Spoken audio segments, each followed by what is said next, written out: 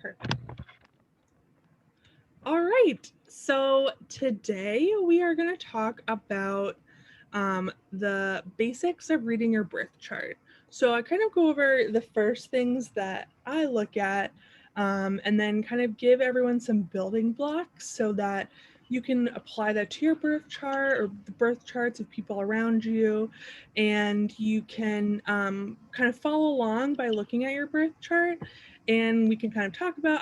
I have examples of what I think are good chart examples of different aspects that we're going to talk about, but also jump in with yours, and we can kind of look at everything, and it can be a little bit more interactive. So let me share my screen. Hey, Matt. Hey, how's it going, everyone? All right.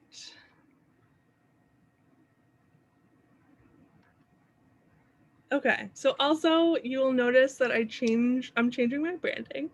So I am usually, for those who don't know, in my daily life, I'm an acupuncturist and do different healing modalities under Healing Meadows Wellness. And I'm kind of breaking out the astrology to be its own thing. And it's going to be Sky Above Astrology. I don't have a website yet, but that's all going to be coming. So just to let you know, if things look a little different, that's why. All right, so birth chart basics. So things we're going to go over today are the planets, sect, which is day or night chart, kind of the houses, aspects, the ascendant, planets on the angles. We're going to try and get through all of this and look at our charts and try and apply it to our charts.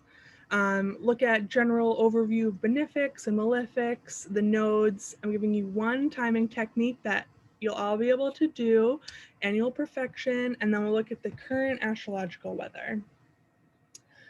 All right, so I notice I'm not talking about the signs. So hot take, I feel like the planets and the houses are more important than the signs. And the signs, I think, can be just throw a little bit more complication when we're first learning. So we can go over that at another time, because we'd have to talk about a lot of other things like elements and kind of if it's cardinal, the different modalities. So we're just not even going to worry about that today. We're going to look at the basics of where the planets are in our charts and how they relate to each other. And then if we do a second part of this, we can color that in with the signs. So if you think about it, if life is a stage, which it is, the planets are the actors, the houses are the setting, or in a movie, like the lighting, the music to evoke emotion and give the actors a space to drive along the plot. And the signs are kind of the costumes and the aesthetic that people are using to express themselves as an actor. So these are kind of what we call the luminaries and the personal planets. So we have the sun and the moon, which are the luminaries. It just means that they're bright and have light in the sky. And then the personal planets are Mercury, Venus, and Mars. And those relate to things that directly affect our day-to-day life. So we have the sun. Everyone's usually familiar with their sun sign. The sun is the brightest star in our sky, so it takes up the most space. And that's why sun sign astrology does have some merit to it, because the sun is just that powerful and has that much impact on our lives that even just by looking at the sun sign, you can tell a lot about a person. So it's kind of the self, the essence, identity. The moon is just as important as the sun, and depending on if you have a day or a night chart, it could be maybe even more important. Different parts of astrology, different systems of astrology, like Vedic astrology, really pay a lot of attention to the moon, and the moon becomes more important. So it's good to know what your moon sign is as well. That rules your emotions, your patterning, and your needs. So what I mean by patterning, it's kind of your reactive self. So for example, if every time you get tired, you kind of start to just react in a certain way, kind of your default when you're not being your highest or best self, which we aren't every single day, the moon kind of rules that. It rules what we need to feel cozy and comforted.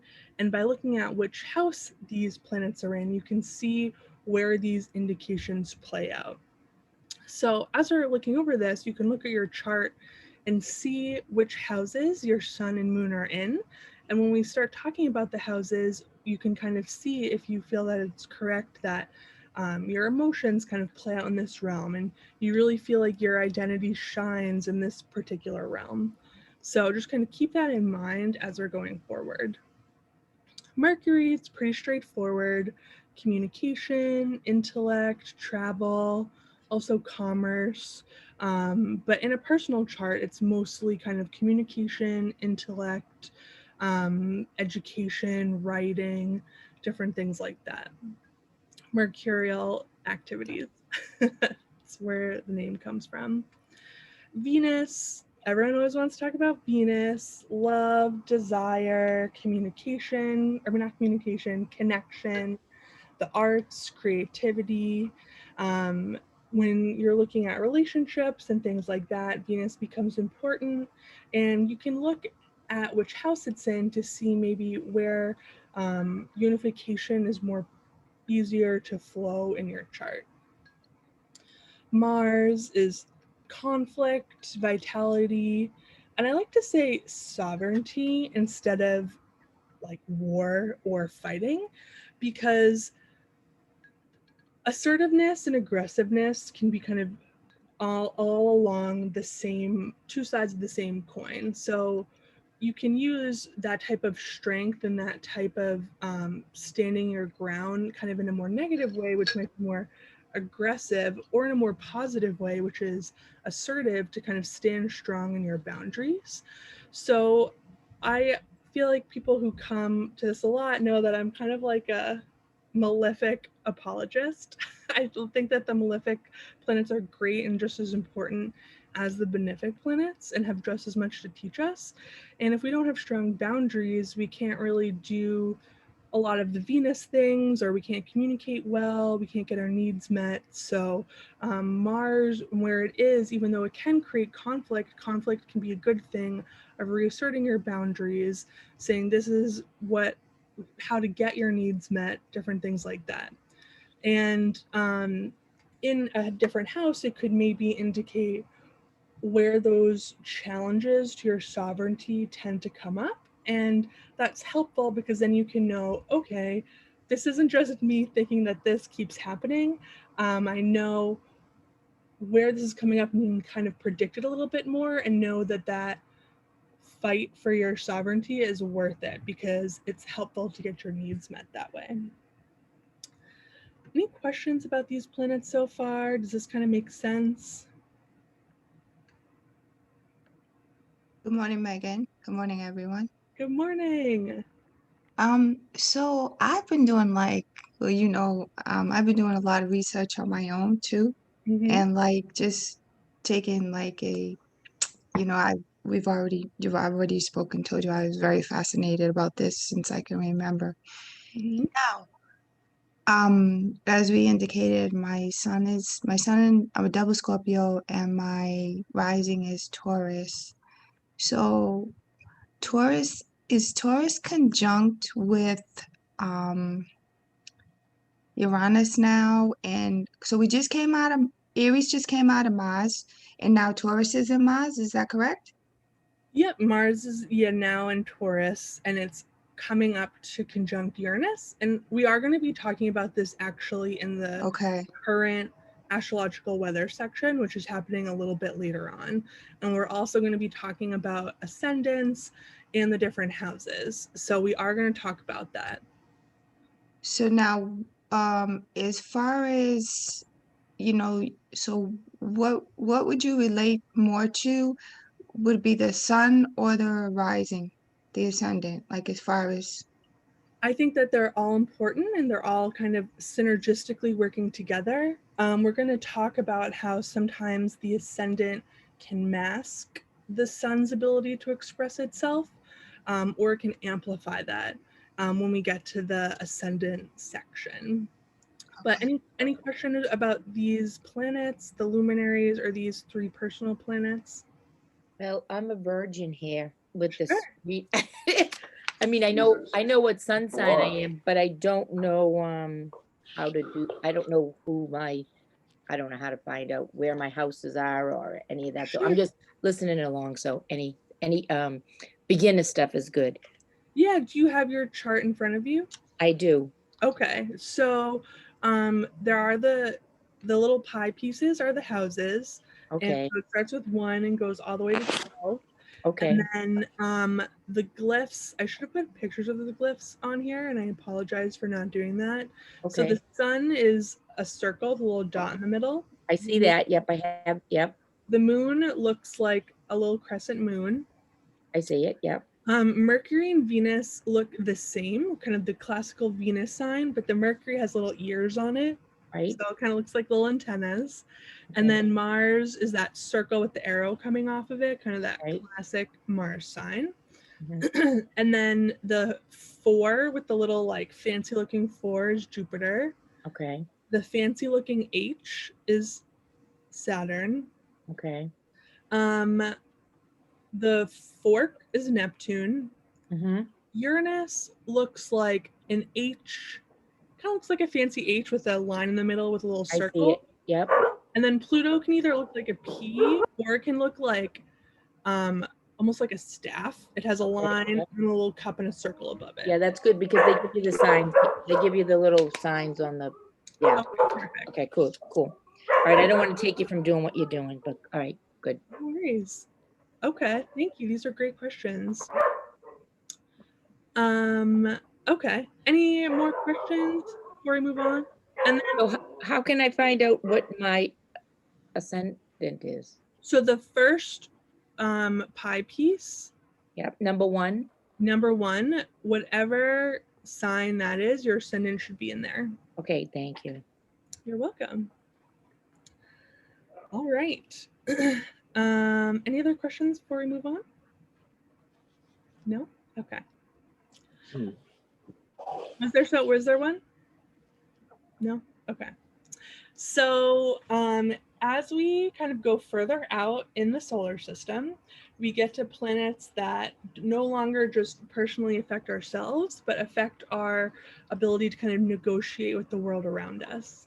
So we have the social planets, and then the person with the dog, can you mute yourself for right now while your dog's barking? Oh. Hi. I just want to say, hi, I'm Ellen. I didn't realize that I wasn't muted, so I apologize for that. No worries. This is my first time here. I've signed up other times. The first time I've been able to make it, so Oh, well, I'm really excited about being here. Yeah, Welcome. Thanks for coming. Thank you. Yeah, thanks for doing this. Yeah. All right. Any questions, jump in, and just because we're all, it can get a little chaotic if there's lots of noise in your Oh background. God, of course. Oh, And you then mean the you little can- dog? Yeah. I'm kidding. All right. Awesome. Thank you. Okay.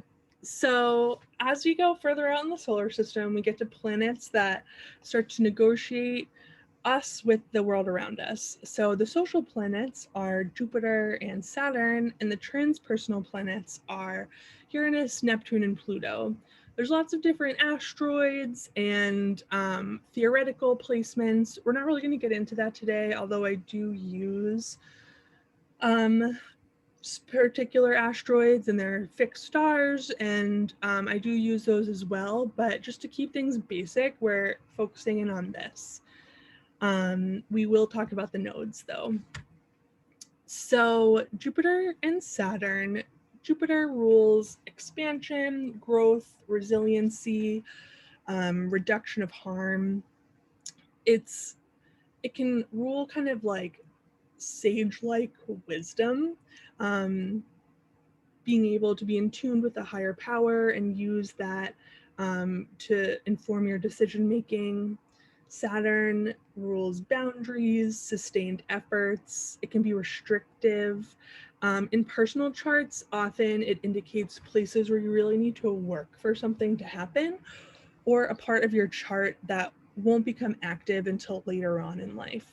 So where that's in your chart can indicate kind of delays or places that you're not going to see until later on. Uranus. So Uranus is interesting. I think I've talked about this before, but we have a lot of newbies here. So Richard Tarnas is a famous astrologer, and he talks about how Uranus is really actually corresponds with the myth of Prometheus, and I really agree with that. And so when you think about Prometheus, what he did was he stole fire from the gods and brought it to humanity, and that was a huge innovation. So having fire let humans, when we were still kind of hunters and gatherers, to create weapons, to create farming tools. It led to huge innovations in our capacity. So you think about Uranus and what it rules big changes like that. It can be unconventional, it can be sudden. So even if you're a traditional person, you do have some place in your chart where you do seek innovation, where you are a little bit unconventional, even if you keep that hidden inside. For some people, that's kind of expressed and they can't help but embody that Uranian energy, but some people really play that tightly to their chest, and that can actually create more dramatic changes. So if you look at which pie piece, which house that is in your chart, it can indicate where that happens, and it can also be a clue of where you can embrace that change. So if you have a need for change that keeps kind of knocking on your door, and it's in an area, a house that corresponds with the house that your personal Uranus in, go for it. That energy is going to keep coming until you do make changes in that area.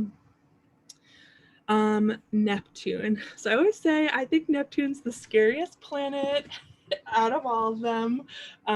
Neptune's about mysticism, illusion, disintegration.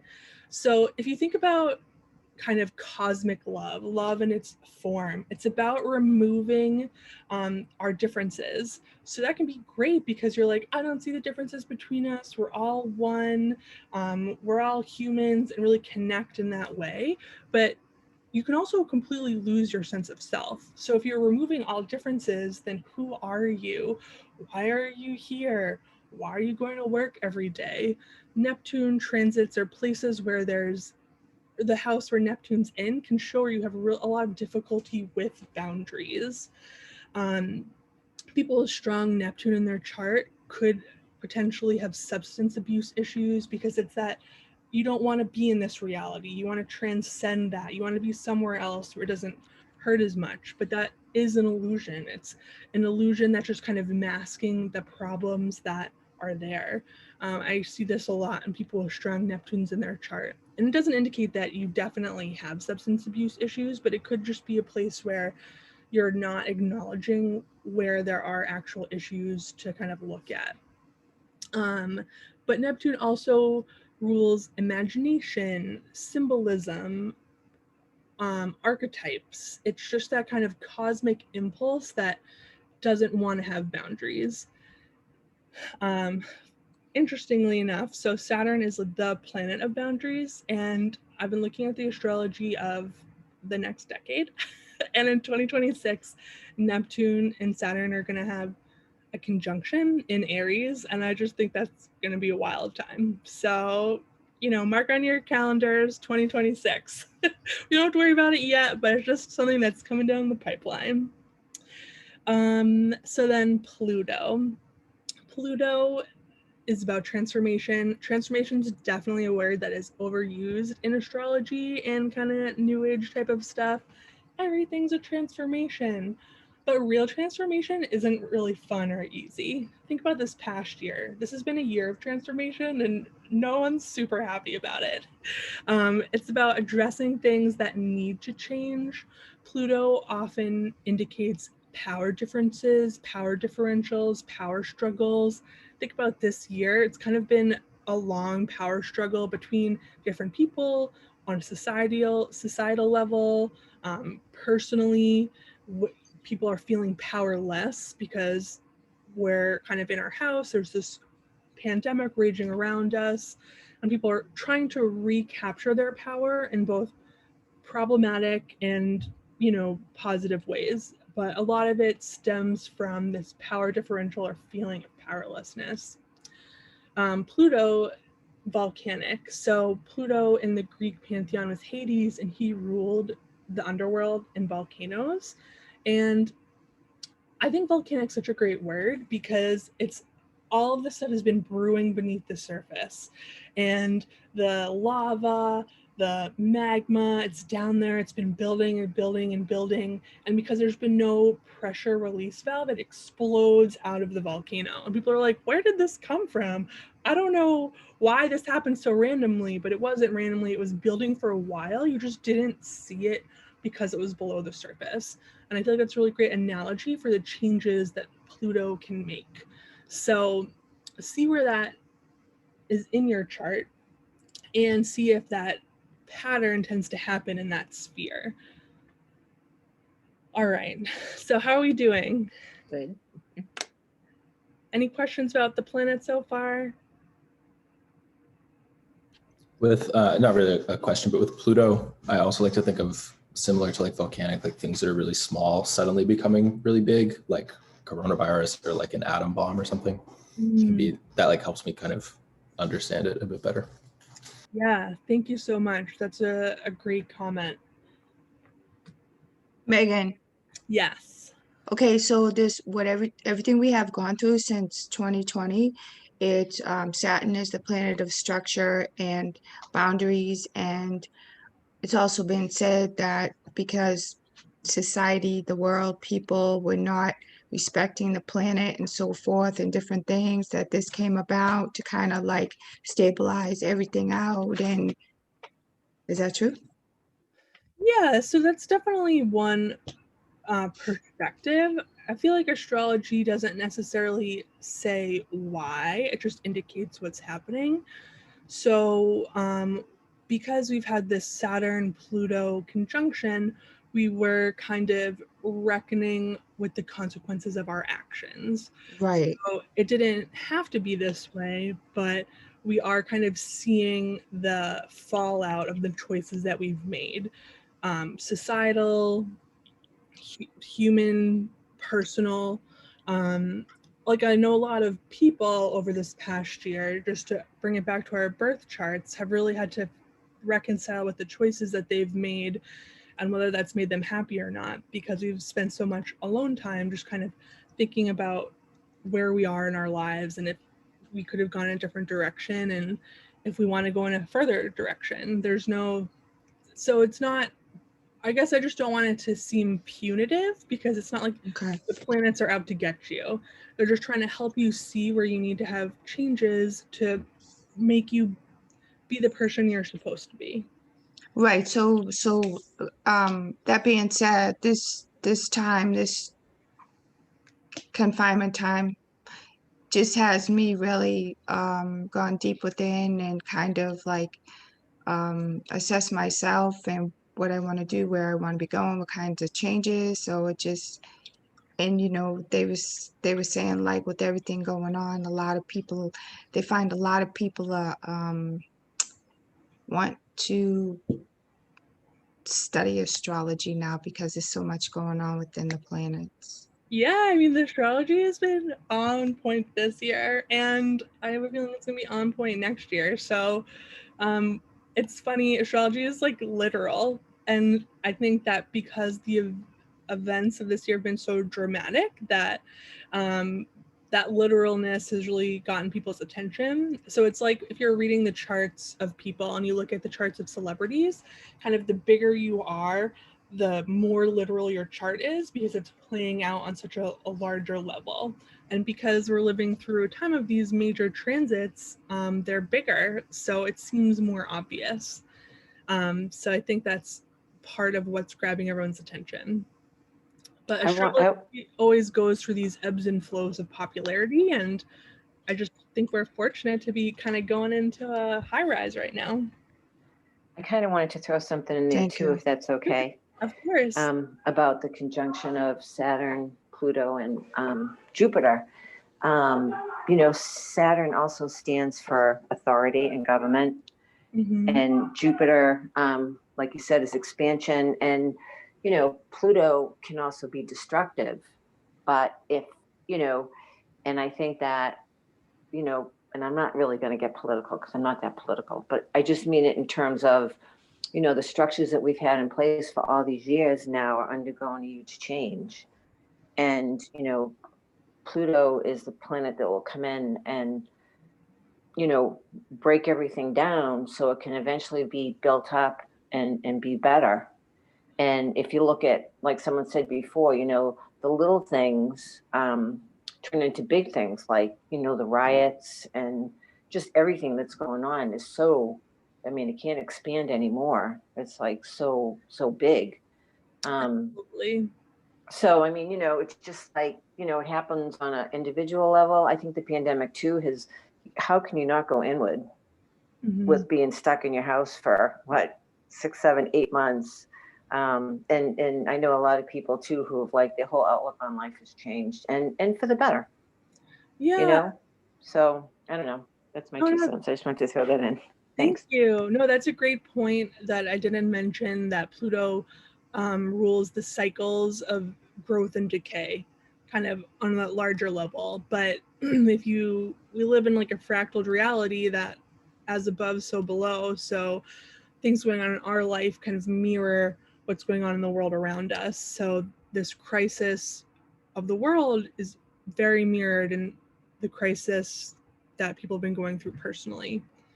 So thank you for sharing that. All right, so this is some Hellenistic astrology coming at you. So these are the traditional planets. We're not talking about those transpersonal ones right now with Uranus, Neptune, and Pluto. So the planets are divided into 2 political parties. There's the daytime political party and there's the nighttime political party. So you can look at your birth chart right now and see if you were born during the day or at night.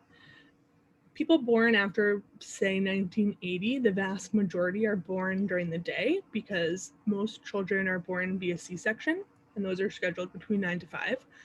But if you have a day chart versus a night chart, it means there's a power differential in your planets. So team daytime will probably, rewind. So each political party has a luminary, a benefic, and a malefic. So it should probably surprise nobody that the daytime luminary is the sun and the nighttime luminary is the moon. The daytime benefic is Jupiter. The nighttime benefic is Venus. The daytime malefic is Saturn, and the nighttime malefic is Mars. And if you have trouble remembering that, when I was first learning, the way I remembered was kind of like Venus-Mars activities are nighttime activities, and Jupiter-Saturn activities, kind of like courts and law and things like that, those are more daytime activities. Take a picture. Yeah, feel free to take a screenshot. But how do I know, excuse me, I'm sorry. Sure. Where do I find out if I'm, what house do I, is that a house that I find out if No, I'm? so what time were you born? 4:20 a.m. Okay, so you are a complicated situation because you're right near sunrise. So do you know which house your sun is in? Looks like it's in my first house. Okay. Let's see. Do you see the line where your ascendant is? Ascendant is the first house? Yeah, it should say like what sign is your first house? Leo. Okay, so it should say your ascendant's at a degree of Leo. Do you have a chart there or just the circle? Yeah, it looks like the sun's at 22. Is that what is that right? 22 It's Leo. it's right on the line. It's right on the line. Right. What's on the bottom line. Going into 2. So There should be a symbol that says like AS or maybe ASC. Sometimes they put it like right outside the chart. Oh. It says AC. Oh, It says AC is right on the line. AC, my AC is Oh, AC So on the at, chart, on the part to the left that has everything broken out, does it have a degree of what the AC is? is that outside the circle? Yes, and it should be underneath it. Yeah, 4. So your ascendant's, so it says AC 4 degrees Leo. Yeah. Okay, so then you are a night chart. Okay. Thank you. You're right before. Yeah, so you're a night chart. So your luminary is the moon, and so then when you're looking at sect, the benefic that is allegiant to your political party is the most positive planet in your chart. And then the malefic on the opposite party is the most malefic planet in the chart. So the planet that kind of brings the most challenges. Okay. There are a lot of nuance to this, but just a basic overview, that's something that you can kind of keep in mind when you're looking at your chart. So when you're looking at, so for example, yours a night chart, see which house Venus is in, and that should be a place where you have a lot of flow in your chart. Okay. And where you have Saturn would probably be where you had a lot of obstacles. Okay. And vice versa, Okay. if you have a date chart. Okay. Does that make sense?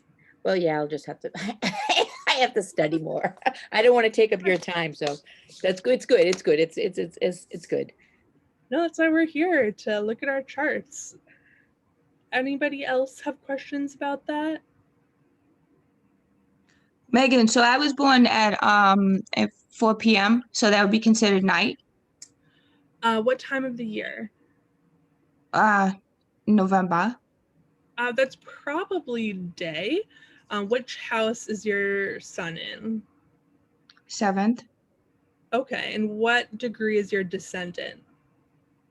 24 degrees. And what degree is your sun? 1 moment to get that. Let's see. So my sun is at 28. Let me see. 28. Wait a minute. 28 degrees. Of which sign? Scorpio? Yes. And yes. what degree is what is your descendant in Sagittarius? Descendant. Wait a minute. Or what's your ascendant in? Taurus. Okay, I think I would have to look at that one. It's at Taurus. So my descendant. Wait a minute.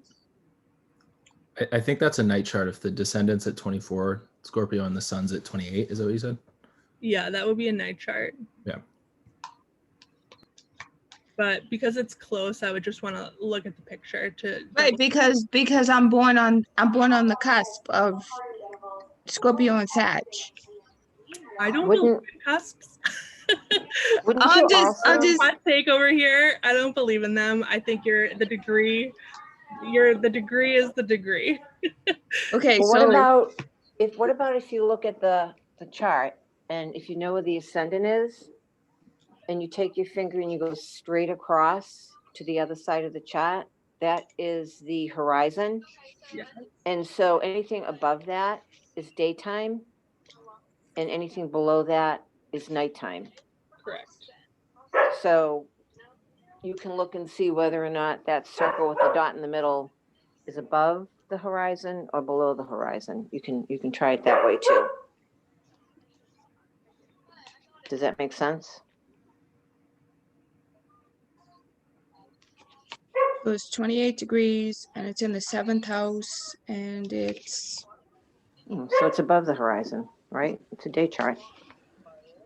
So I want to look at it because it's close and I'm a picture person. So you can send me your birth time, location, and date, and I will take a look at it at the end. Okay. All right. Thank you. You're welcome. I have the chart in front of me, so I was learning about the charts because. Yeah, no, that's great. I just can't give you a definitive answer unless I look at it because I need to see it in front of me. Okay. All right. Send Thank me that you. info in the chat and I'll take a look. Okay. Thank you. You're welcome. Thank you, Ellen. Any other questions about Sect? Okay. All right. So now we're moving on to the houses. So there's a lot of moving pieces. We've got the planets, you've got sect, you have the signs, which we're not talking about today, and you have the houses. And I know it's a lot to remember. So what I recommend is to kind of just start small. You're gonna keep coming back to this and you're gonna have multiple touch points. So I have keywords, and even if you remember just one keyword for today for like 3 houses, you're off to a great start. There is a lot of memorization that comes with astrology, so I was trying my best to make it a little fun with the pictures, but it's hard to, I found it challenging to find pictures for the houses. But the houses are important, so just kind of see what you have. Don't feel like you have to have everything memorized today. Get your keywords there, and then just kind of, develop a relationship with the different planets, with the different signs, with the different houses, and, just start to have some personal touch points, and that will help for you to remember kind of what these indications are. So I have the traditional names here because I just copied and pasted this from my Astro Basics class that I teach. And I have the house joys here, but we don't have to worry about that today. So this is helpful because the houses start here and kind of go around in this direction. So if you look, each pie piece has a color. And so you can kind of see how the flow of the houses go. It's a little counterintuitive, so I know that can trip people up in their first learning. So the first house is the helm. So that's where your ascendant falls. And the houses are decided by your ascendant. So your ascendant is the degree that was rising over the horizon the moment that you were born. So the moment that you took that first breath and became a separate being, separate from, your mother, the person that was carrying you. You're now your own entity in the world. That is when the sky is imprinted onto you, and that's how you get your birth chart. So the first house is very important because you have the ascendant there, and that indicates who the ruler of your chart is, which we will talk about in a moment. And that kind of governs the self, the physical body, the appearance, the personality, but it's also the lens through which other people see you. So earlier we had the question about what's more important, the sun sign or the ascendant, but you can't really, I think that's a misleading question. They're both very important. But the ascendant can mask the traits of the sun sign. So say you have a Sagittarius sun, but your ascendant is in Scorpio. That Scorpio ascendant, people might see more of that. And that natural Sag optimism might be a little hidden beneath that Scorpio exterior. That is one of my sister's exact placements. And it's funny that that happens to her because her appearance can be a little harsh, a little darker than her natural, joyant, kind of silly self is. So people tend to have a different, when they first meet her, that kind of never judge a book by its cover is very prevalent to her. So you can just kind of think about that. I think it's helpful for people to look at their ascendant and think about it that way, because then you can kind of see how you come off to people.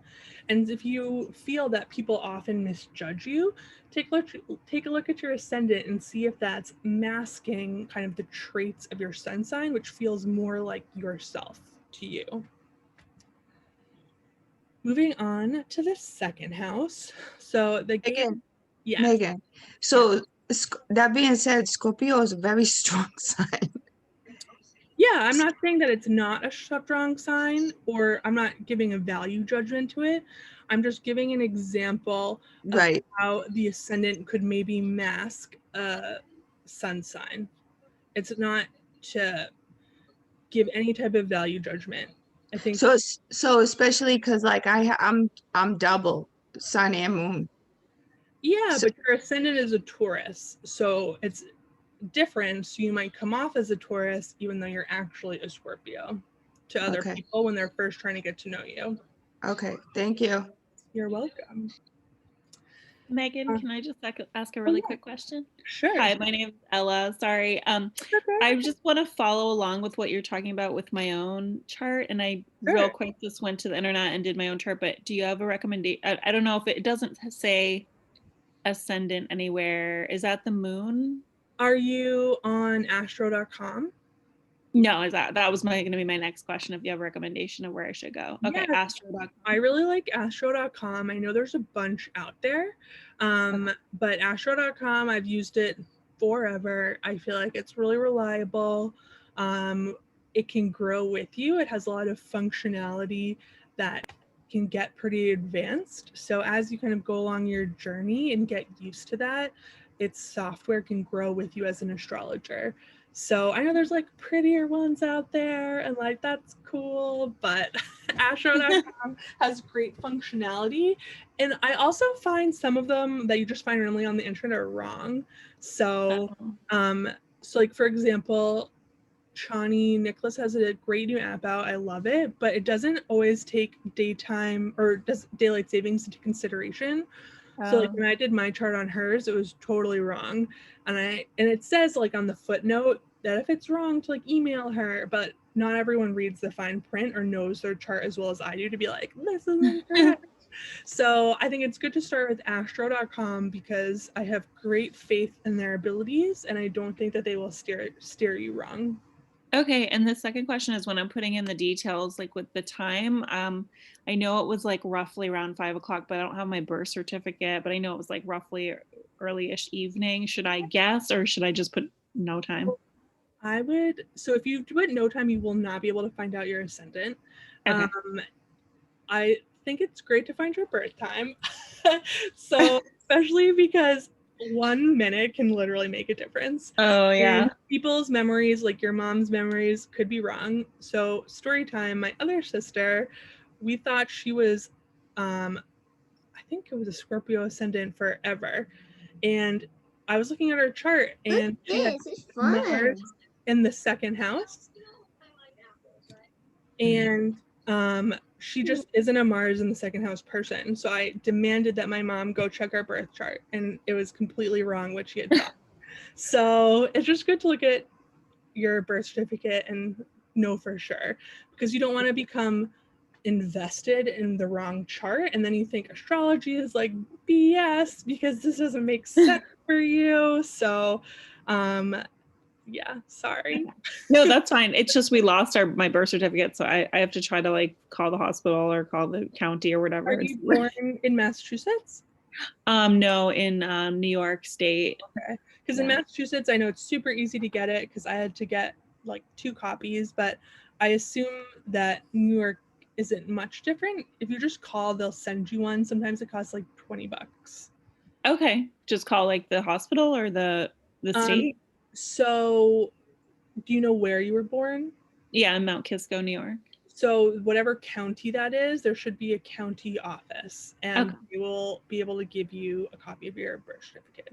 Okay, thanks. Sorry for interrupting. I'll let you get back. That's a great question. You're welcome.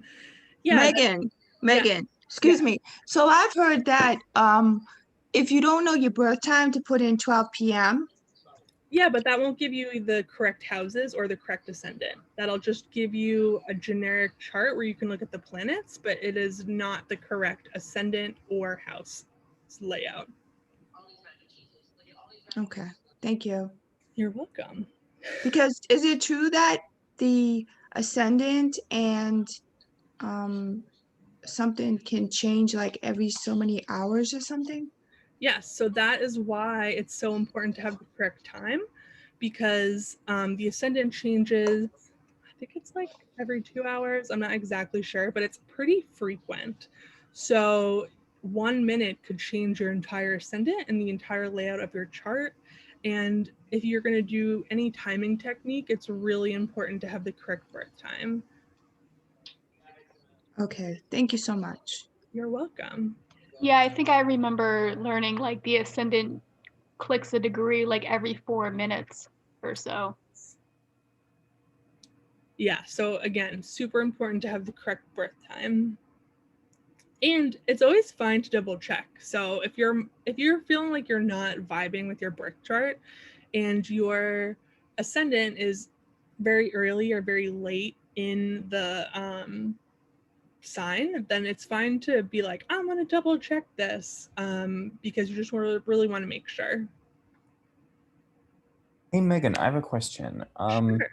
So something I learned transitioning or, coming from knowing some modern astrology and then learning ancient astrology is that whereas in modern astrology, it's very common to be like the first house, which is like the house of Aries and da da da. Whereas in ancient astrology, it's a little more like, not really. I was wondering what your stance was on, because like I'm looking at these descriptions and I can see like the Aries in the house of self and like the Taurus in the description, like it kind of resonates to me in that way. But I was just wondering if you had a strong stance one way or another, what your thoughts were. Yeah, that's a great question. I definitely side more with the ancient or Hellenistic astrology, that conflating the houses with the signs is limiting. I think that's more apparent with some of the later houses. It is easy to be like the sense of self, Aries, but Aries does have its own indications. It's fiery, it's impatient, and that's not necessarily the case with the first house. If you had Capricorn there, you wouldn't be impatient at all. You wouldn't be reckless. You wouldn't dive head first. You would be more cautious. So kind of the opposite of that. So I think it can be, I think it's in, I think people that are starting find it easy to help remember. It's like a mnemonic, but it does more harm down the road, because then you have to kind of almost deprogram yourself to let the houses stand on their own 2 feet. Awesome, makes sense. Thank you. Can I weigh in on that for a second? Sure, of course.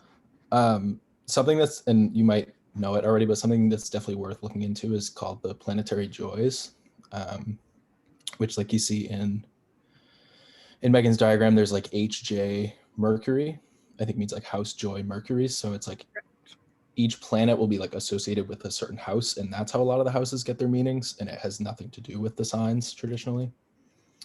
But it's kind of complicated and probably out of the scope of this like intro lecture. That's cool. I never associated the house joy with the meaning of the house for some reason. So that's really useful. Thank you. Well, yeah, so it's like Mercury in the first, you can definitely see Mercury being like communication, speech, kind of like the dual quality of above and below the horizon. So like meeting of body and soul. And then we get to like, 12th house joy is Saturn. So 12th house will be like depression, isolation, imprisonment, kind of Saturnine themes, and like so on with all the other joys. Great point. Yes, I do have the house joys listed here. It's good to keep in mind for sure. I think helps with the indications and helps with letting the houses kind of breathe on their own. But if that feels overwhelming to you because you're just trying to learn what they are, you don't have to worry about it right now. But it is good to keep in mind. And as you grow in your journey, it will all start to fall in place and make more sense to you. Thank you all. You're welcome. All right. So the second house, we have money, possessions, values, what you have. So a possession doesn't have to be material, although it often is. What you have could be like, all I have is this. So all I have are my family. All I have are my ideas. All I have is this. So think in your life, if you had to say, all I have is so-and-so, then take a look at your second house and see if that kind of fits into that theme for what's going on there. It can be property, but that is more fourth house. Survival issues. So if you think about those visceral things that you do to keep yourself alive, that is second house. So that's what money is at the end of the day. It's a resource to keep us alive. It's a resource to be able to kind of do the things we want to do, and our survival depends on that. So money, possessions, values, that's all an outgrowth of our ability to survive, and that's kind of the root of what the second house is. So the third house can be a little nebulous. I find that this is one of the houses that people have difficulty understanding. So it is communication, siblings, and neighbors, but think about it more as your day-to-day. So short journeys all falls into that. So when you wake up in the morning, you have your little routine. Pre-COVID, you would like go out for a little walk maybe, and then you would go get your cup of coffee, and you know that barista in your neighborhood, and that's your day-to-day, and that's kind of the third house.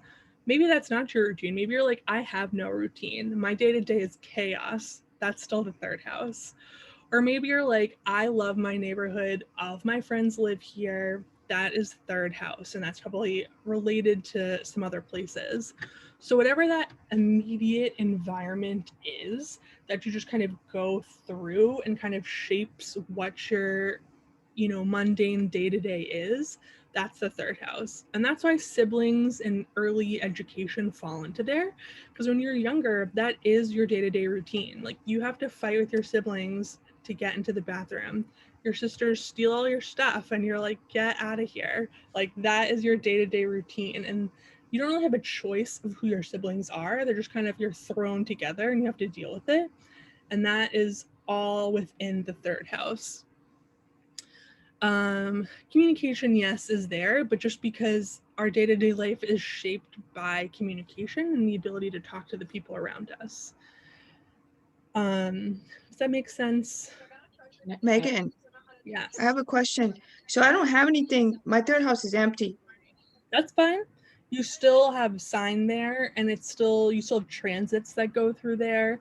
So your day-to-day life is still affected by that house. Okay. Megan, can I ask one question? Sorry.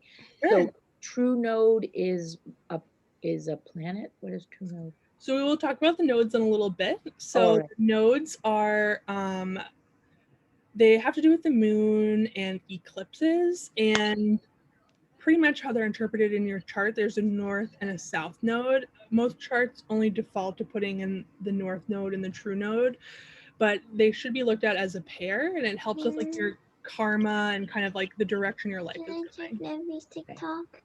So South Node is your from your past, and North Node is what you're supposed to, how you're supposed to grow in your life lessons.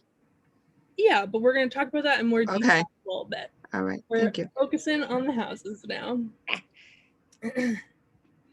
So the fourth house, so it doesn't look like that in this picture, but it should be the bottom of your chart. And so the fourth house is your home, your family, your upbringing, but more than that, it's your ancestry, your foundations, your legacy, kind of where you came from. It can be land, material property.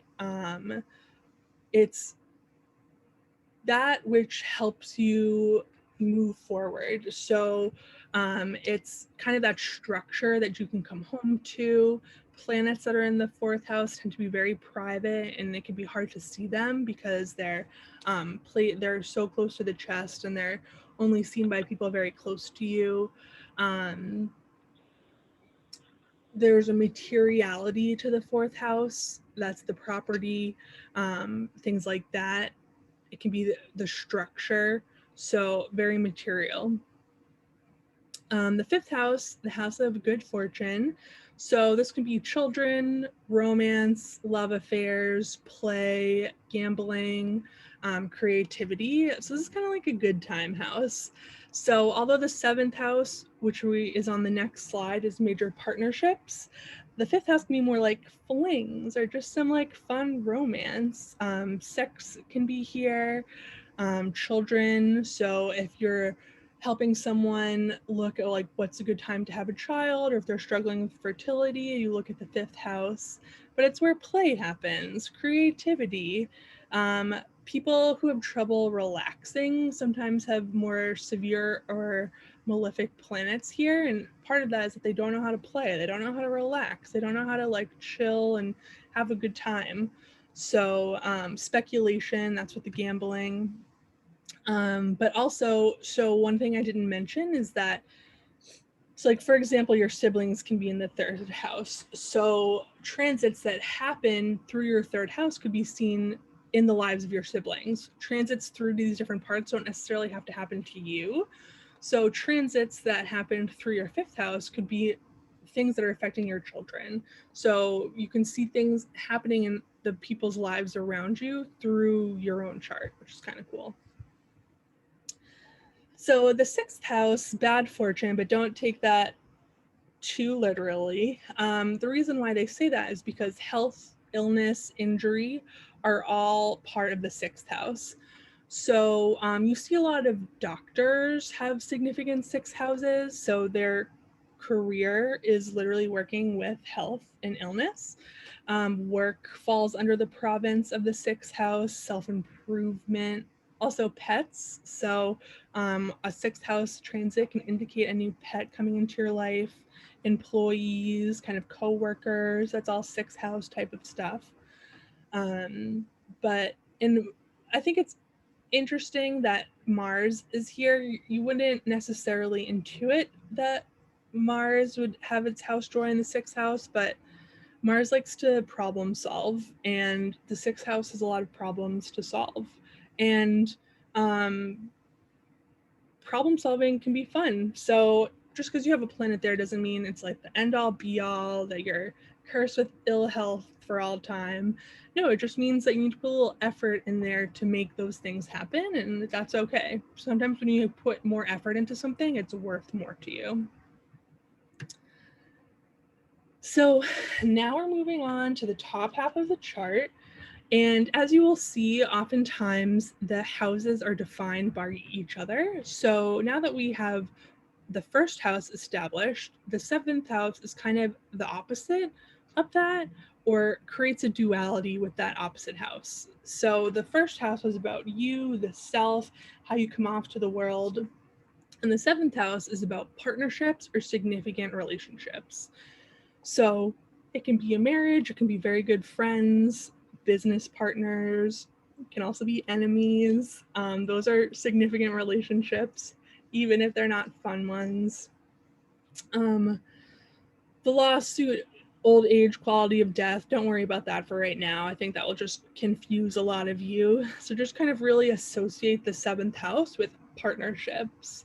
And planets that are in the 7th house, often you outsource those indications to other people. So say you have Saturn there, while that could also, it could indicate kind of a delay in relationships, or maybe you don't marry until later on in life. It could also indicate that you outsourced your authority to your partners. So say you have a Saturn in the 7th house, it can indicate an older person that you're in a relationship with, and you kind of outsource the authority in your life to that person. So they become an authority figure for you, even though you're in a relationship with them. Planets that are closer to the descendant tend to have that signification more strongly. So just something to keep in mind.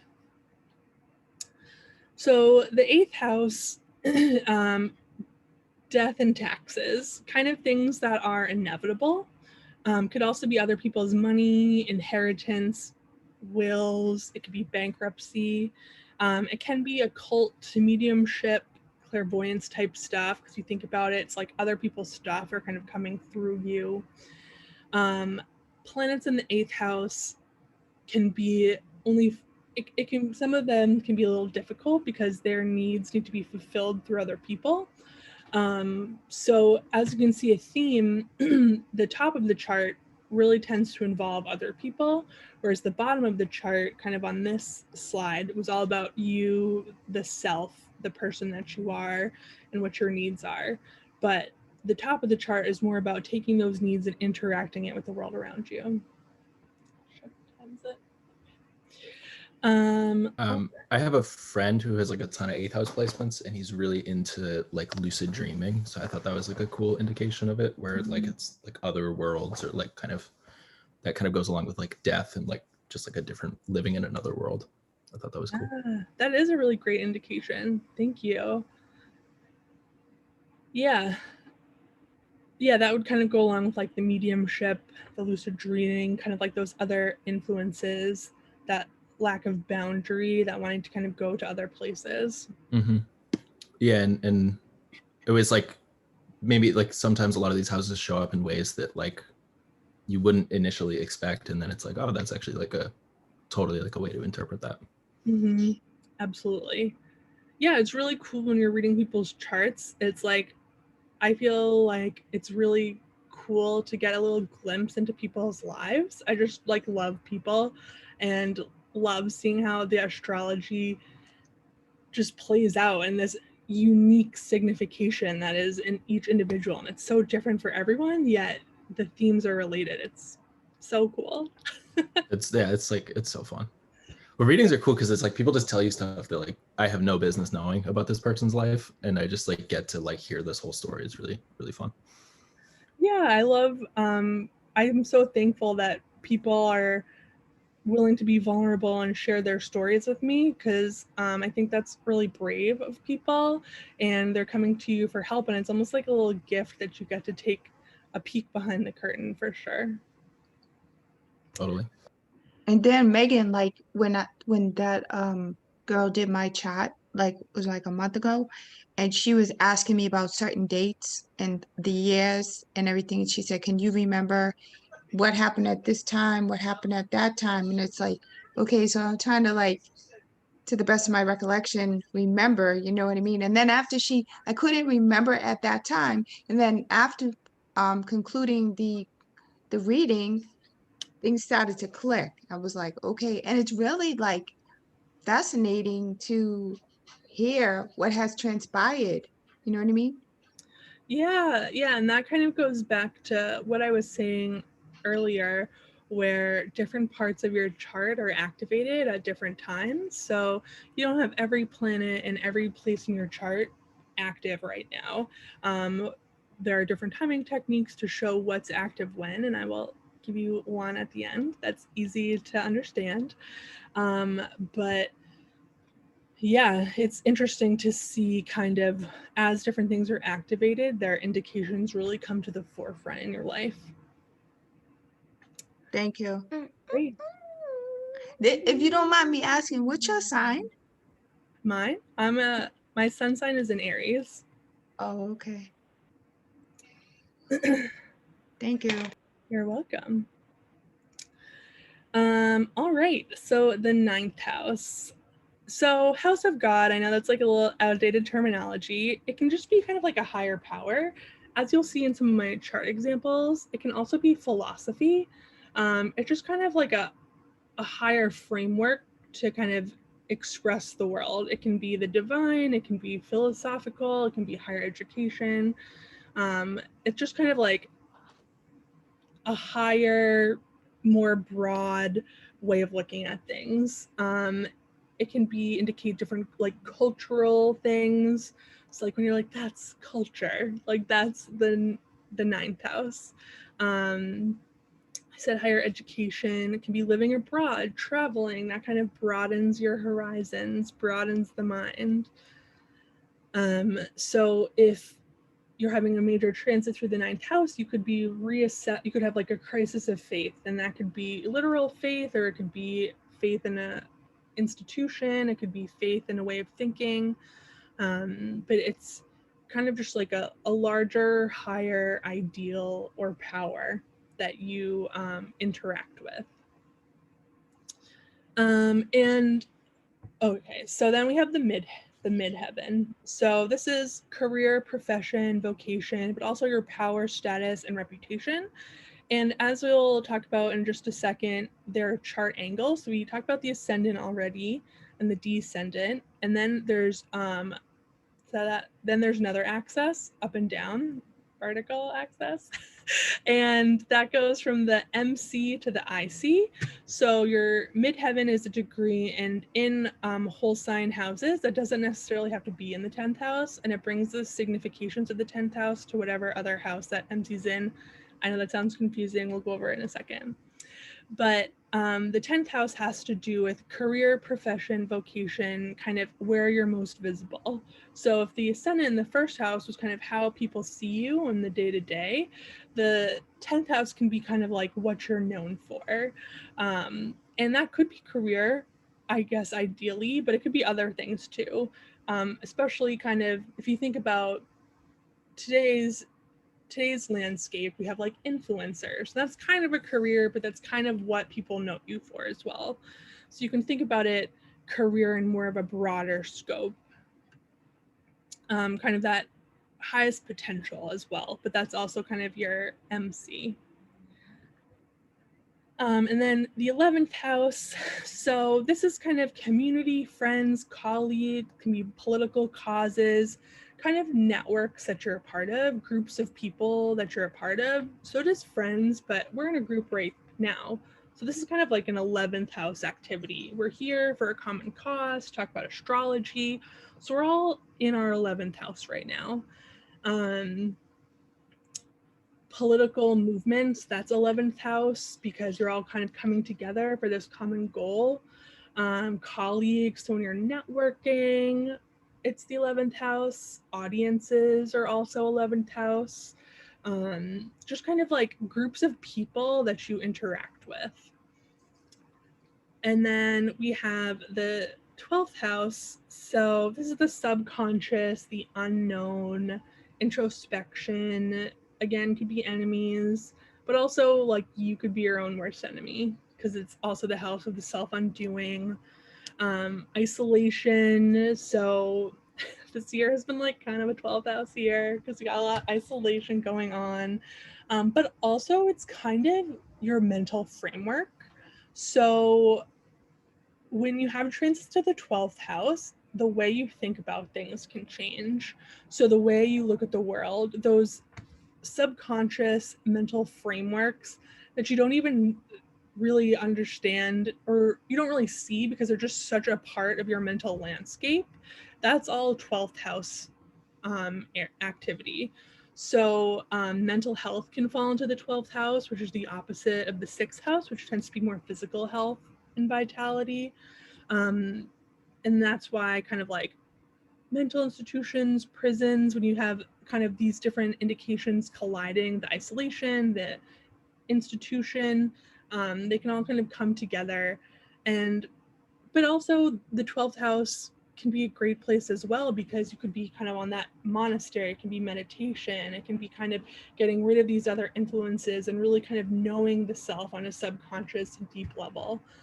So there's no bad houses per se, but some are like definitely a little bit more challenging, or kind of like life on hard mode a little bit. So take a look and see if you have any planets in the 12th house. One fun fact about the 12th house, a lot of really wealthy people or monarchs have significant places in the 12th house. So like their sun in the 12th house, or a lot of personal planets. And that makes sense because the public doesn't really know them. We know their public face. We don't know who they are. So it's like they have to guard their true self in that isolation, kind of behind these walls. So I know I threw a lot at you. How you guys feeling about the houses? Good. Good. Can I ask something really quick about the 10th? Of course. So MC versus 10th. So you were saying like the M, because like, for example, my MC is in one sign and my 10th house is like ruled by another sign. So would I say like, were you saying that reputation, what you're known for is the MC, and the 10th is maybe just like what your career is like, or how would you kind of possibly differentiate those? So there's definitely overlap between both of them. I use the MC more to kind of like bring those significations to the 10th house, and also to see if there's any planets conjunct the MC, because those will be highly visible. I like to think that of the MC as like all the indications of the 10th house kind of compact in 1 degree. And so like say you have the MC in the 11th house. So you're bringing those indications of career to maybe that place of more collaborative with other people, to maybe interacting with audiences, to maybe networking. So like sales, for instance, that could be like an indication of the MC in the 11th house, kind of bringing those 10th house significations to that area. Does that make sense? Yeah, absolutely. Thank you. You're welcome. So actually, I should have done this slide earlier. So sorry, a little out of order. So I wanted to kind of give like, because I know that was a lot. So trying to like put some of the pieces together. So take a look at your own charts and take a look at where the benefics are and where the malefics are. So you have Venus and Jupiter as the benefics and Mars and Saturn as the malefics. So these are some questions you can start to ask yourself to kind of get to know your own chart. What houses are they in? What sign are they in? Are they conjunct anything? Taking those significations of the houses, can you see how those houses, you have flow there? And then where the malefics are, can you see that maybe those areas of the life that those houses rules, or maybe some more obstacles that come up there? So you can kind of take a look at that.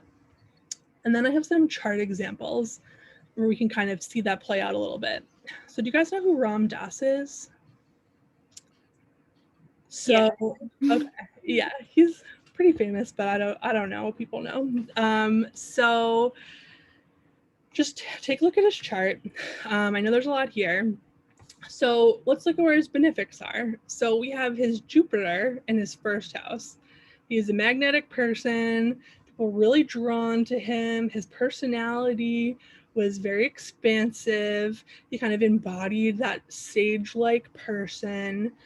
Him just being him like brought a lot of good fortune. So his personality gave him a lot of flow. And then we have Venus in the 9th house of kind of a higher power, higher philosophy, higher spirituality, and that's kind of what he's known for. So he had a lot of flow in that area of his life. And then we take a look at the malefics. So we have Mars in the 2nd house. And at the end of his life, he had to kind of ask people for donations. He didn't have a lot of money left over because he kept giving it all away to his charities. So he had some blocks and some challenges in the monetary realm. So he needed money to survive towards the end of his life, and he didn't have any left. So he had to kind of ask for people. So that was like a little bit of a challenge. And then it's interesting, he has Saturn in the 7th house. He never married. He didn't put a lot of stock in personal relationships. He believed in a cosmic love. He was bi, and I think if you kind of read between the lines, I think he struggled with that a little bit, especially during that day and age. It was very difficult to not be gender normative or kind of fulfill those gender roles, or to be a gay or bisexual man that favored same-sex relationships. So you can see that there were some challenges and blocks there. And then he did end up having a son, but he didn't know about it. I know that's 5th house, but I just kind of think that's related, because he was like, no, I don't want any personal relationships. We should all turn our face to kind of the cosmic love and cosmic higher philosophy is. Then he had a son and he was like, I don't know if I like this. And so they kind of had to reconcile. So just kind of interesting to kind of see that play out a little bit. And then we have Rasputin. You guys know who he is? So I thought, I don't know if this time is correct. This is his rectified chart, but I still thought it was interesting. So let's see. So he has a benefic Jupiter here in the 6th house, and he was known for healing the Tsar and Tsarina's son. I forget the son's name. So healing, he got a lot of flow there. And so then he has both Saturn and Venus in the 2nd house. And I think that's so interesting because he grew up like so poor, poverty. He was like a peasant in Russia around the turn of this century. But he also has Venus there, and he got a lot of power and money and help through a woman that was very rich. So that's a great example of having both blocks and flow in the same house. And the 11th house, I mean, he was murdered by kind of people, his contemporaries. So not to say that if you have Mars in a house, you're going to be murdered, but it was just like an extreme example of not having flow or having blocks in an area. None of the nobles liked him very much. So that's just kind of like to give you an example of how you can kind of look at benefics and malefics in the houses and start to kind of put those pieces together. So the aspects, I don't know if this is too much, but just to kind of give you a quick overview. So the planets are the main players, and we talked about the stage, which is the houses. We didn't talk about the signs, which is their costume and aesthetic, but the actors interact with each other on stage. So how those actors are interacting with each other are the aspects. So are they right next to each other? Are they in a conjunction? So if you're in a conjunction, you have blended indications. So I tried to get pictures that would really illuminate kind of what these aspects mean. So you can see in this picture that you have the blue dye, you have the red dye, but they're blending together to create this purple. So both of those indications are coming together. So sometimes that works well. So when you have Venus and Mars together, you tend to get a person with a lot of charisma. But if you have Mercury and Saturn together, it could be like maybe there's difficulty expressing themselves, difficulty with speech, maybe feeling like people don't understand them. It could indicate a speech impediment, lots of different things. So each planet has what it wants to do. It has an opinion and a point of view. And with a conjunction, it has to negotiate that with someone else, and they have to come together. And some planets blend easier than others. So when you have an opposition, you have divergent forces. Excuse me, I need a sip of water, and I'm not used to talking so much. So they're opposite each other. There are ones like, I want to go this way. The other's like, I want to go this way. And so how do you rectify that? How do you meet in the middle? How do you get it so that you guys don't rip apart? So an opposition can be a little bit difficult to negotiate, but as we'll see in some chart examples, it can be really fruitful and innovative. And I love this picture for squares. A stop sign that says go. I feel like that's perfect for a square. There's friction, there's tension, you want to go, something's stopping you. So people that have a lot of squares have a lot of internal tension and desire to fix something or resolve that tension.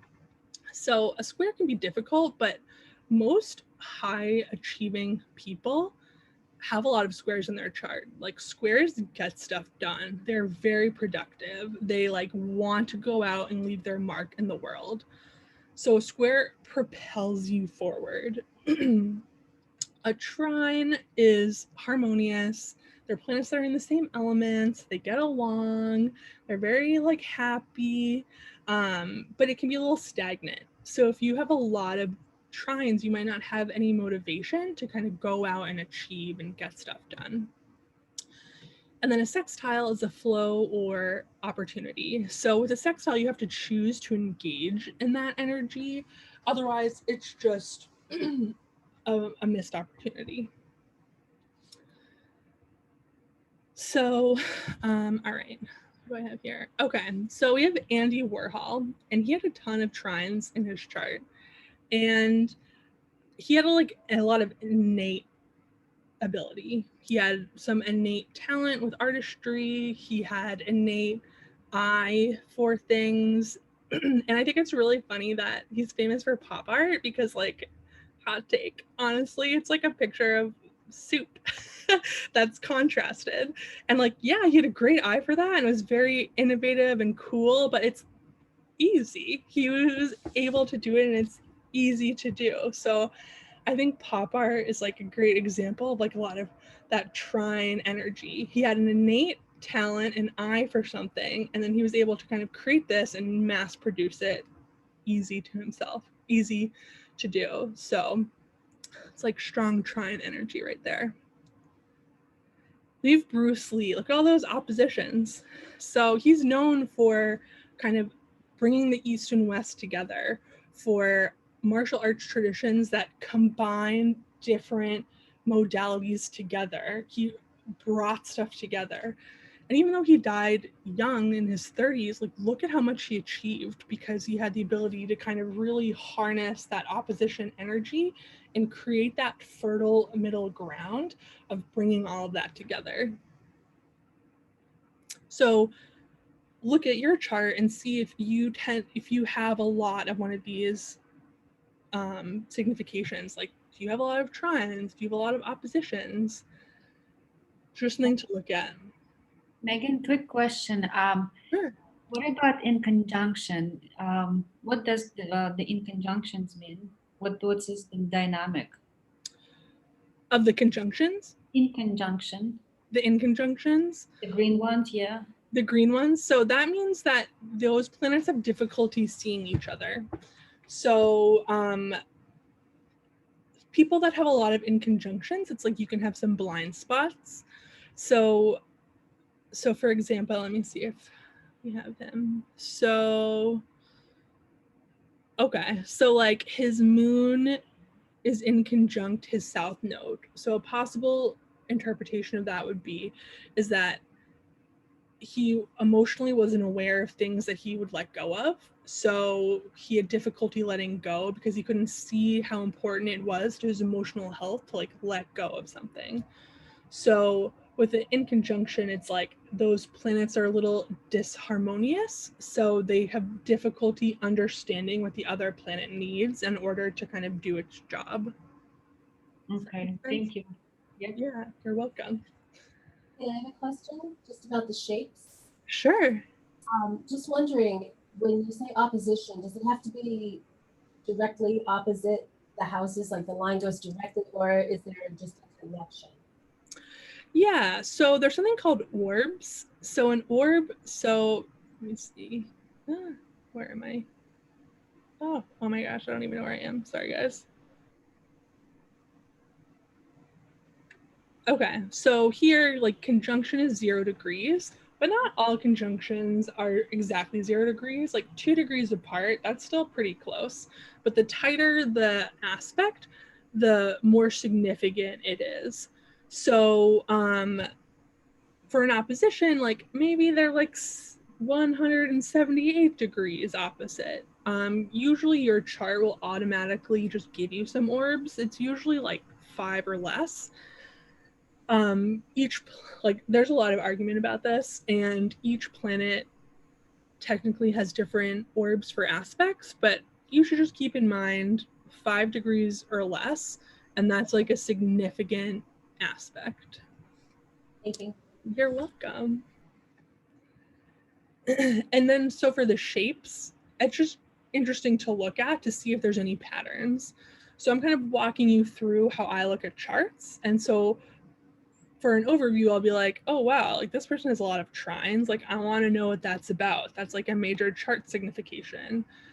Or if this person walked in, I'd be like, oh, wow, that's a lot of opposition. Like this person has some inner turmoil they're trying to work out. They feel conflicted and pulled in different directions. So when you're reading a chart for someone, you want to ask someone about that. It's like, you know what the overview looks like and you know where to look for, but a chart reading, I find it's like a conversation. You're helping someone make sense of their life and make sense of like the waters around them. And at least for me, I find something that's so helpful with getting my chart read is that it's an objective person that's looking at your life objectively and is like, this is kind of a big deal. And you can either be like, wow, you're right, that is a big deal. Or you can be like, thank you for validating that. Other people don't see how big a deal this is for me. So by looking at a chart and kind of seeing the themes, you can see what's important to a person or the major shapes that are shaping their life, the major energetics that are shaping their life. So then for squares, I have Emma Goldman. I don't know if you guys know her. I got some people on here. So she was a famous anarchist and she was very prolific. She wrote a ton of books. She was a famous speaker, like one of the most, probably the most famous speaker of her day. She was she was in America and she got deported because she was too radical. But she had a lot of squares in her chart, and she saw something in the world that she wanted to change, and she felt this internal tension to change it. She wrote a lot about women's places in society. She wrote a lot about injustice, things like that, and she felt internal tension to resolve that, to illuminate to other people that this needs to change. And she was literally like one of the most famous people in her day. So she, although her goals were not successful in kind of an anarchist revolution takedown of capitalism, she was well known for those beliefs. Okay. All right, so the chart angles. So I know I talked about these. So we have the ascendant, we have the descendant, we have the IC or nadir, and the MC or midheaven. So I think the best way to describe them is that that degree is kind of a concentrated degree of the house significators that I mentioned. So like the first house is about how the world sees you, but the ascendant is a degree of sensitivity of that indication. So any planets conjunct the ascendant are really visible to other people. And any planets conjunct the midheaven are very visible to other people and really shape kind of how your reputation goes and how the world knows you at large. And the opposite of that is that planets conjunct your IC or nadir, other people might not see because it's so private, it's so personal, it's so hidden to only those that are closest to you. And then the descendant relationships, but also kind of things that you outsource to other people and have difficulty expressing yourself. So the other important thing about the ascendant is that it gives you the chart ruler. And so again, this is using traditional rulership. So traditional rulership, Mars rules Scorpio, Saturn rules Aquarius, and Jupiter rules Pisces. So you would look at the ascendant and the sign that your ascendant's in, and then the planet ruler, you want to look for that. So let's look at an example. So Julian Assange is like one of my favorite charts to look at. I feel like his chart is just so perfect. So let's find his ascendant. It's at 2 degrees of Sagittarius. Who is the chart ruler? Jupiter. Jupiter. Perfect. So Jupiter is his chart ruler. So a Sagittarius native, freedom of expression, of beliefs, that's important to this individual. And so where do we see that play out? In the 12th house of hidden things. What was WikiLeaks? Bringing the truth about hidden things to the surface so that people could see. So that's like a great example of seeing his chart ruler in the 12th house ruling the first house kind of play out.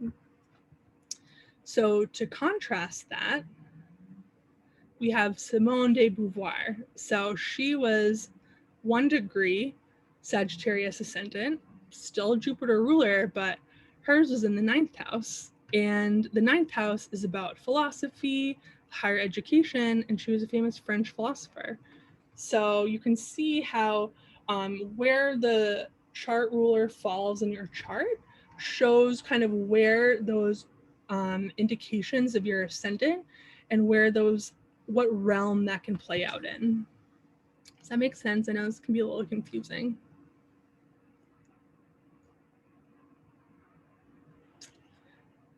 So I would take a look at your chart and see where your ascendant is, what sign it's in, and what the chart ruler is, and then what other house that's in, and see if you can kind of start to understand how those 2 realms in your chart are connected.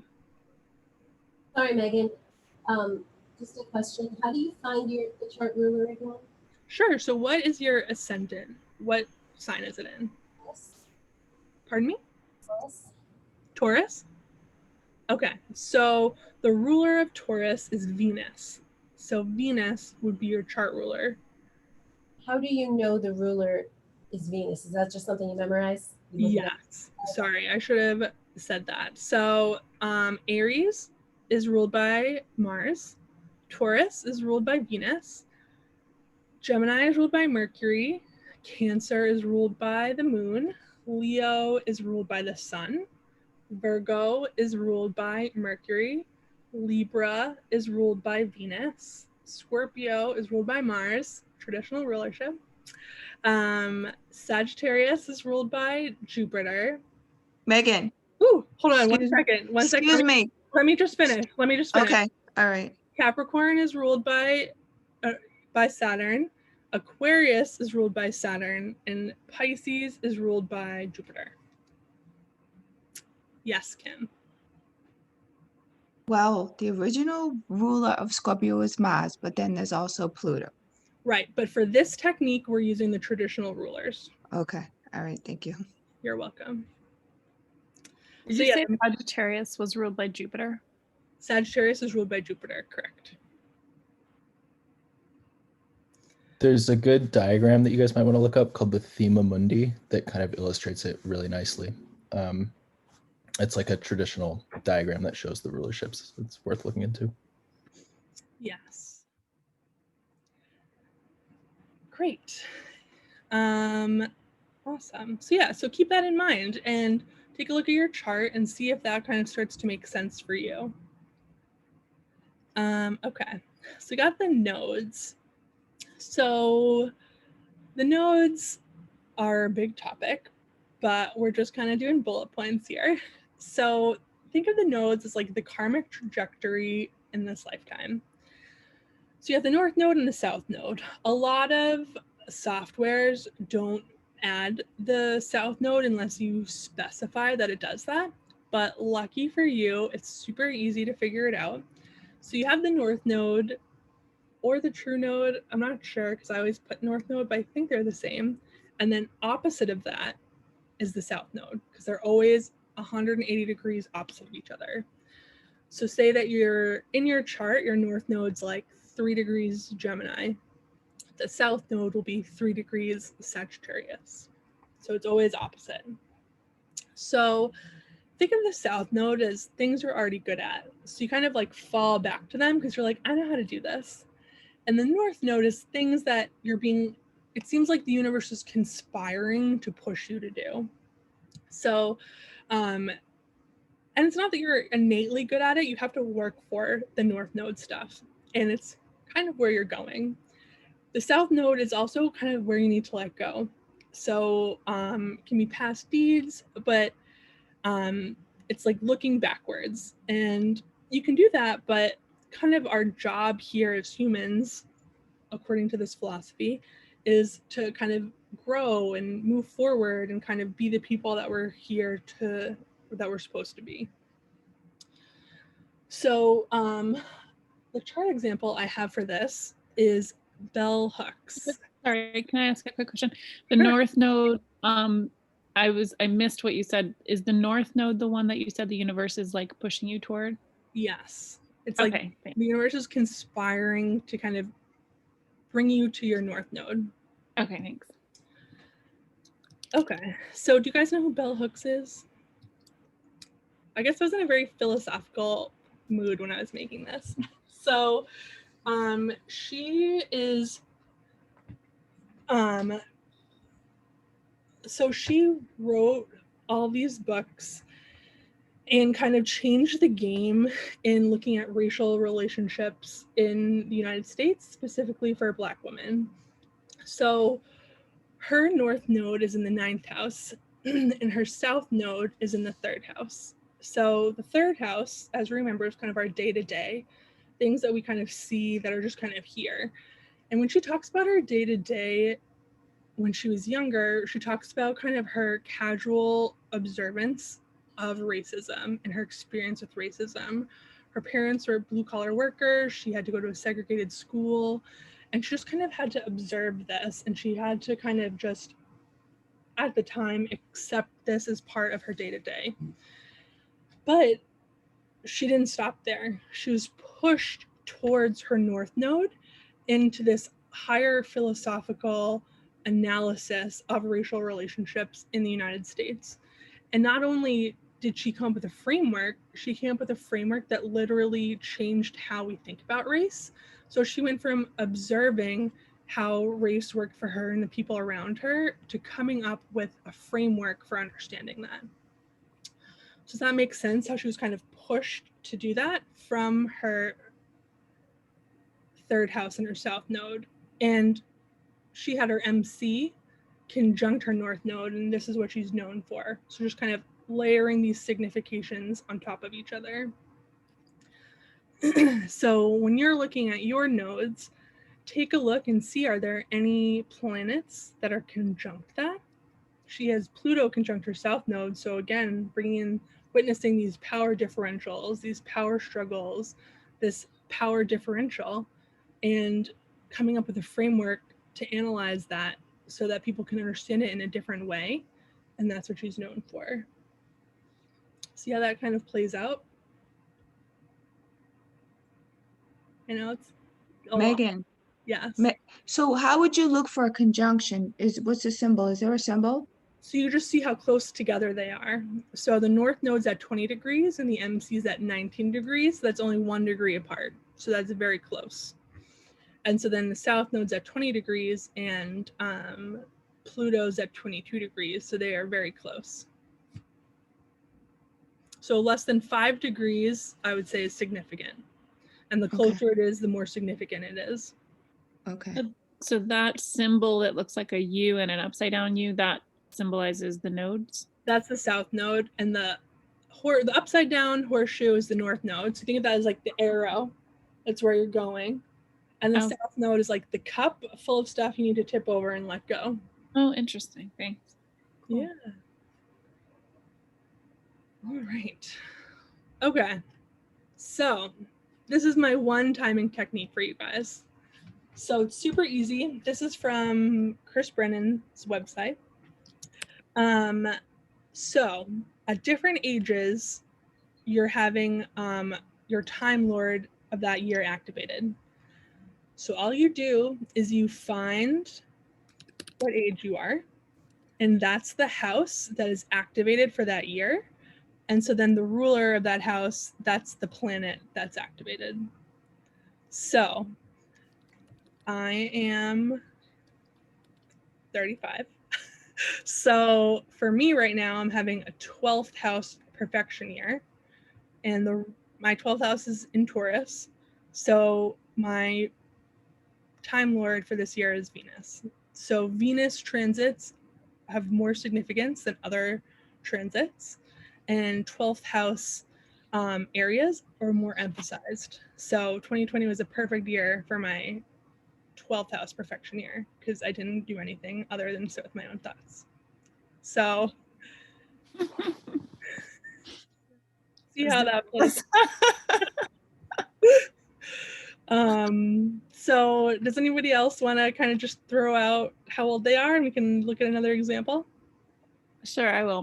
I'm 46, so I guess I'm in the 11th. Yes, so you're having an 11th house perfection year. So you would see, and this is for whole sign houses, you'll see what sign is in your 11th house, and then you'll see what the ruler of that sign is. And so you're having 11th house activities, which I'm so sorry you had to have an 11th house perfection year and you literally couldn't see anyone. Thank you for coming here and connecting virtually to fulfill your 11th house desires. And then see what the ruler of that is, and then transits involving that ruler are more significant this year. Okay. Megan, I am 42. It looks like I'm in the 6th house. So you are in the 7th house. I know the 6th is confusing. This chart's a little confusing. So 7th house. So we're starting at age 0 and like going from there, and it's going around. So it's 7th house. You said you're 42? Yep. Yes. So 7th house perfection year, analyzation of major relationships. They'll either really survive after this or not so much, you know, maybe a little trial by fire going on. But it could be business partners coming in, things like that. It doesn't have to just be relationships, although that is often what is indicated. And with the transits, how do I understand the transit? So, Sure. So yeah. what's the ruler of your 7th house?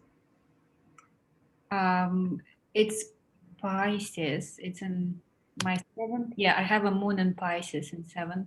Okay, so Jupiter transits are more significant. So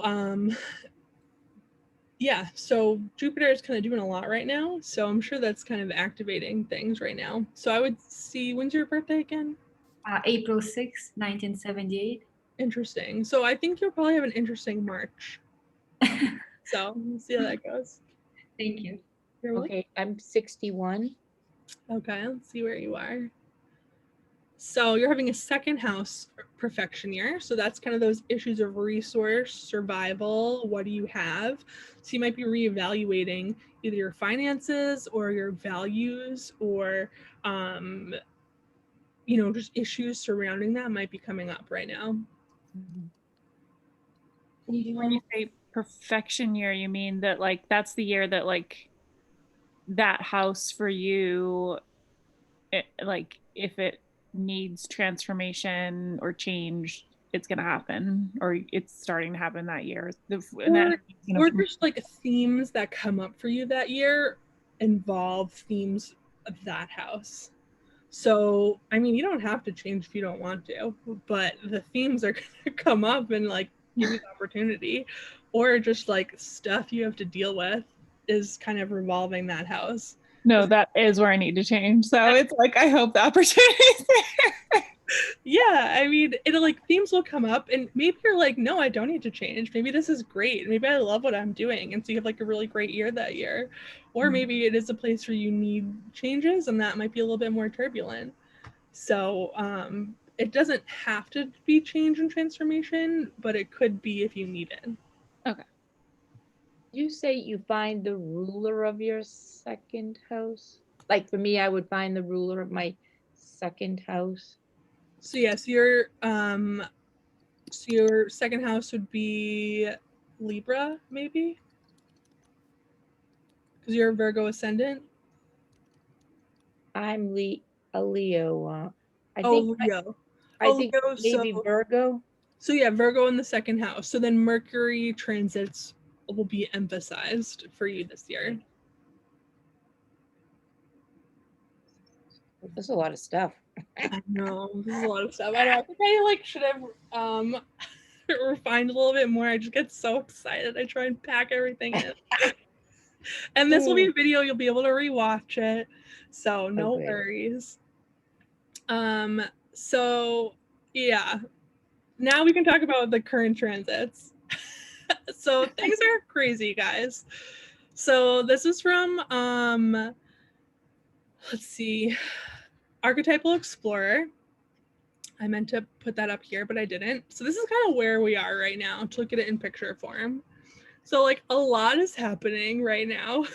And I don't know if you guys listen to the astrology podcast, but they talk about, actually, I don't even know if they talk about on this, but so we have these outer planet big transits. So the ones of this year, the big theme is going to be Saturn square Uranus. And oftentimes these personal planets will like kick it off. So it's like, again, kind of things are building, and then we got a little spark, in this case from Mars, and like we see what happens. So everything's hitting Uranus right now. So we had Mercury square Taurus. I don't even know what is today's date. Sorry. All right, the 17th. And then we have Jupiter in Aquarius square Uranus. And then we're going to have Mars square Jupiter, and then Mars square Uranus. And it's all happening kind of like around the inauguration, which was like kind of wild how it all works out like this. You know, astrology is real, guys. Astrology is real. And then we have the exact Saturn Aquarius square Uranus. And we talked about this at length in the 2021 video that I did previously. but I just think it's worth reiterating that this is like the wild time of this year. So I know tensions are high, everyone's freaking out, and politics are ever present, but like, to be real, things do need to change, and we'll see what happens. So just like, I know it's a lot, I know tensions are high, things are going to be high for a little while. It's okay. Part of what I think is so difficult is that Uranus rules kind of like our nerves and can rule our nervous system. So we're all on such high alert. I think especially after 2020 with like being in isolation, like the anxiety is so high. So it's like everyone's nerves are just like so high alert. And so with Mars there, like we're gonna feel these transits. So do what you can to kind of take a breather. The world will still be there, Twitter will still be there. So like just take some time to ground yourself, go outside a little bit, and see how you can respond to this thoughtfully instead of just being like battered around, because I think there will be a big tendency to feel that way. So Megan, they said like I've been doing meditations, trying to do meditations daily. And also they say to go outside in nature and hug a tree Yeah. Sorry, because of the grounding it's some type of energy that it gives off. Is that true? Yeah. There's a lot of research about that and kind of the like, sorry, I'm just trying to, I don't know what I hit. So that day that the conjunction in December, I went outside and I did actually hug a tree and just, kind of like, because it was suggested that's like really good, like the energy that comes from it. Yeah, I mean, I think that what we should keep in mind is that whatever works for us, to just take some time to really take care of yourself and take care of your mental health and your nervous system. And I think that we're all going to be like really switched on easily. So whatever we can do to help kind of switch into that parasympathetic nervous system, the ability to kind of take deep breaths will be helpful. And if for you that's going outside and hugging a tree, that's great. For other people, it might be something else. And so whatever it is that works for you, I would really recommend that. So also we are going to have a Mercury retrograde. So it already entered the pre-shadow. So again, I think that there's just some like extra frustration, and Mercury in retrograde like affects communication, and it's easy to misunderstand people when there's a Mercury in retrograde. So I think maybe just like trying to respond, not react, will be helpful. So we got a full moon coming up. Oh, and then again, I think we talked about this, but on February 11th, 1, 2, 3, 4, 5, 6 planets and an asteroid are all going to be in Aquarius. So look at where in your chart you have Aquarius and just like really know that that part of your chart is going to be emphasized. And if you have any planets in Aquarius, know that those are really going to be hit right now, and just kind of like know that that's coming. There's be a lot of Aquarius energy. So my MC is in Aquarius. So yeah, I would expect some job or public relations stuff to come up. Any maybe like career emphasis. Okay, thank you. You're welcome. Sorry, I have a question that I should have asked when you brought up malefic. So I apologize. I can put it off for later, but anyway, I apologize for asking now. So like in modern astrology, Saturn is like the planet that sort of shows what is the toughest thing for you in this life, like what like you have to work really hard to kind of improve it and like become a master of it. And Mars kind of like shows maybe your drive or what you kind of are a little rabid with or have some frustration with or something.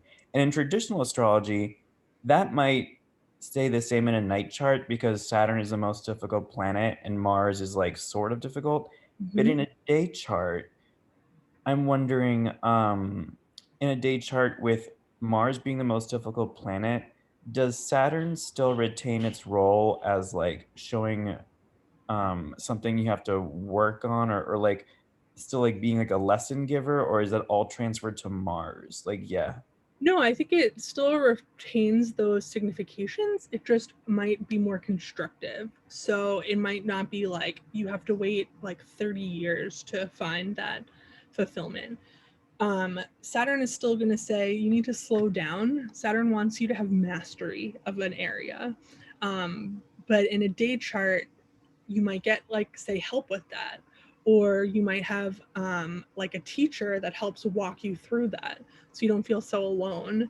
Or you might be into it. You might be like, yeah, I'm really gonna like take my time and like become a master of this craft, this area, like writing. You might be like into it. So it's like the significations are the same, it's just in a more positive light. Whereas Mars coming through could really derail you, or you might feel like needless conflict is really everywhere and it's preventing you from attaining mastery of, say, a certain area. So there's lots of different ways that could play out. But the planets don't lose their significations. They're just kind of like spun in a different way. Gotcha, thanks. Yeah.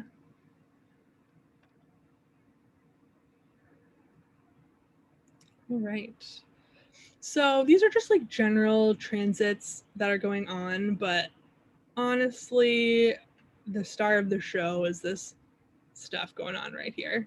So I can leave this up and you can take a screenshot of these if you want, or they will be up on YouTube. So these are just kind of like general day-to-day things kind of going on, but I think that the Uranus and Mars-Uranus, Mars in general, gearing up for that Saturn-Uranus square are really going to be what's taking everyone's attention. So again, just try and do what you need to do to respond, not react, take care of yourself, get offline, whatever it is that you need to do. And then that's it. I threw so much at you guys. Thank you. Great.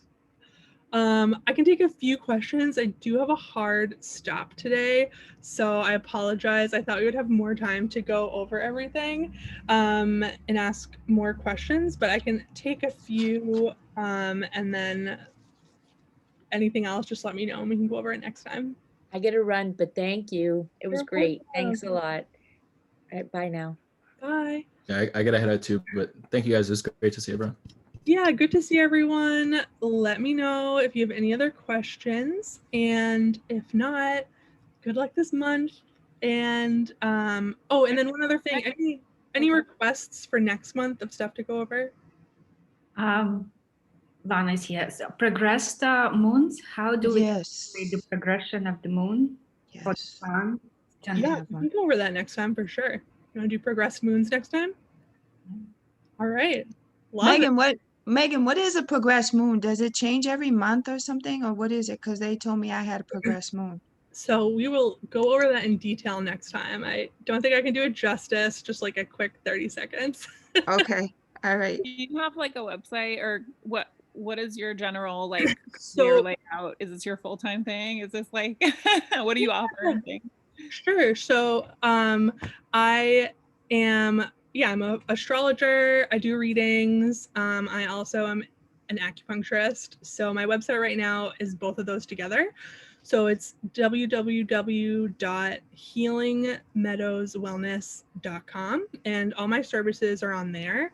I am working to transition astrology to be its own thing, but for right now, everything's still Healing Meadows Wellness. And even when I transition over to Sky Above Astrology, I'll still have links to everything. So, And you do this class once a month, but you have another class that you do that's like more often, or? Yeah, so I do so this is more casual, but we do have, it's turned into classes because we can't meet in person anymore, and we do it once a month. I do have a basics astrology class that I teach every now and then, but I don't have it with consistency. But if there's interest, I can definitely change that. Okay, yeah, because I would do something like this once a week. This was cool. This was really informative. Yeah. Can I just say that I got a reading with Megan, and it was amazing. I know nothing, and so I decided to just plunge right in with a natal chart reading. I can't recommend her highly enough. Really patient, explained a lot, and everything is right. Oh, thank everything. you. I can vouch for that as well. Get your reading with Megan. Do it. I appreciate this, guys. Thank you. Okay, thanks. You're very Megan, welcome. Oh, sorry. Go ahead. Yes, Megan, you had told me to send my chat to you or something because I had a question and you told me to send it to you by the end of the class or something because I had a question earlier. Yeah, so I don't see it in here, but why don't you DM it to me on the Meetup app, and I will see what I can do to help you. Okay, thank you. And so your information as far as reading go on your website? Yep, it's all on my website, www.healingmeadowswellness.com. Yes, I wrote that down before. Thank you so much. You're welcome. It's on point, it's so informative. I'm just like, I've been since this whole thing, just like doing so much research, listening to. Have you heard of Lada Ducheva? She's from Bulgaria. I don't know her, but she's an astrologer. Yeah, there's a lot of us out there. But yeah, send me her info. I'll definitely take a look at her website. I do have to run. I'm sorry. Okay, guys. thank you so much. But have a great good day. one. And Have a great day. Thank you. Have a good day. We'll do progress moons next time. Bye. Bye. Bye.